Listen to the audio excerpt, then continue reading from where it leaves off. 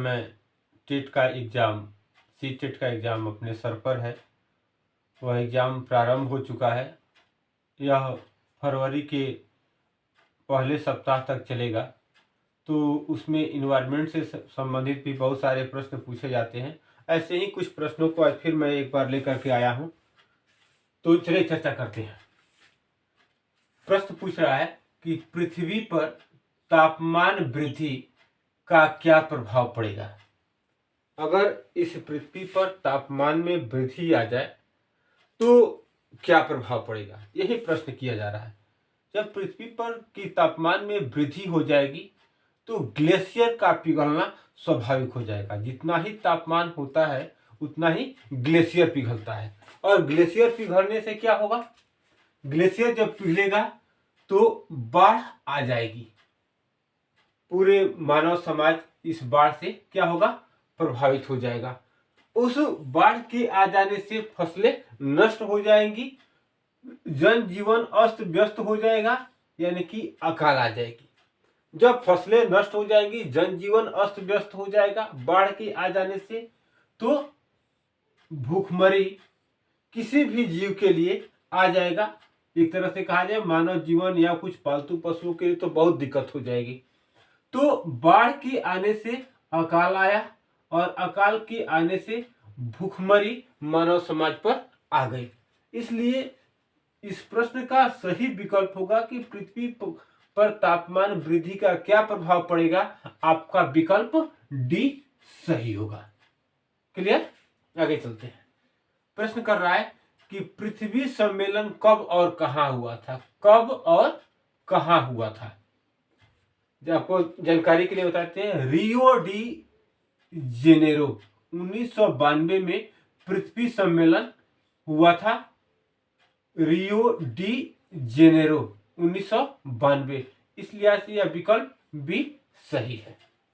अगला प्रश्न पूछ रहा है कि सूखा व अकाल से मरुस्थलीय क्षेत्र में क्या हो जाता है।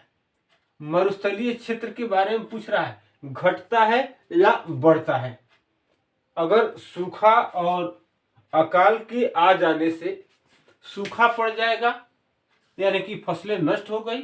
अकाल आया यानी कि पुनः उस पर कोई फसल उत्पादन का कोई विकल्प नहीं रहा, क्योंकि सूखा ही आ गया तो फिर कोई दूसरी फसल को लगाने का कोई प्रश्न ही नहीं उठता है। और जो फसलें थी, जो पेड़ पौधे छोटे छोटे थे, वो क्या हो गए, वो नष्ट हो गए। इसके वजह से क्या होगा, जो मरुस्थलीय क्षेत्र होगा उसमें विस्तार हो जाएगा। क्या हो जाएगा, मरुस्थलीय क्षेत्र में विस्तार हो जाएगा। तो यहाँ पर लिख रहा है कि मरुस्थलीय क्षेत्र क्या होता है, बढ़ता है, घटता है, या समान रहता है, या कोई नहीं। तो सूखा और अकाल के आ जाने से मरुस्थलीय क्षेत्र में क्या होगा, विस्तार होगा। इस लिहाज से आपका विकल्प ए सही होगा कि मरुस्थलीय क्षेत्र क्या होता है, बढ़ता है। अगला प्रश्न कर रहा है कि खनन का पर्यावरण पर क्या प्रभाव पड़ता है। खनन का पर्यावरण पर क्या प्रभाव पड़ता है। ध्वनि प्रदूषण में वृद्धि, वायु प्रदूषण में वृद्धि, या वन संपदा का अंत होता है, या उपरोक्त सभी। अगर खनन प्रारंभ होगा तो जिस किसी यंत्र का हम इस्तेमाल करेंगे उससे ध्वनि प्रदूषण उत्पन्न होगी। और खनन ही हो रहा है तो तमाम उसमें से जो भी मिट्टी का खनन किया जाएगा या किसी भी चीज का खनन जब किया जाता है तो उससे डस्ट जो निकलता है वह हमारे वायु प्रदूषण को क्या करता है, प्रभावित करता है। और वन संपदा खनन होने से, मिट्टी के खनन हो जाने से या किसी प्रकार के खनन हो जाने से वन संपदा का अंत स्वाभाविक हो जाता है, क्योंकि खनन हो जाएगा तो पथरीली मिट्टी निकलेगी, कितना गड्ढा हो जाएगा, उसमें वन या अन्य छोटे छोटे पेड़ पौधे उगने समाप्त हो जाएंगे।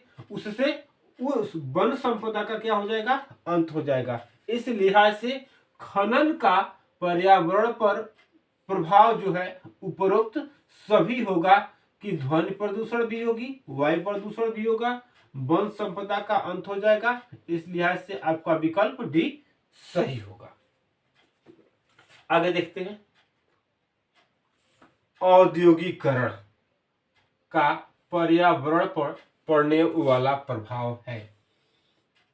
उद्योग जब बढ़ेगा, औद्योगिकरण के क्षेत्र की अगर बात करेंगे हम, तो औद्योगिकरण के होने से वायु प्रदूषण प्रभावित हो जाता है, ध्वनि प्रदूषण भी होता है और जल प्रदूषण होता है। कैसे होता है? किसी फैक्ट्री के लग जाने से उसमें से जो भी डस्ट निकलेगा वह वायु को प्रभावित करेगा।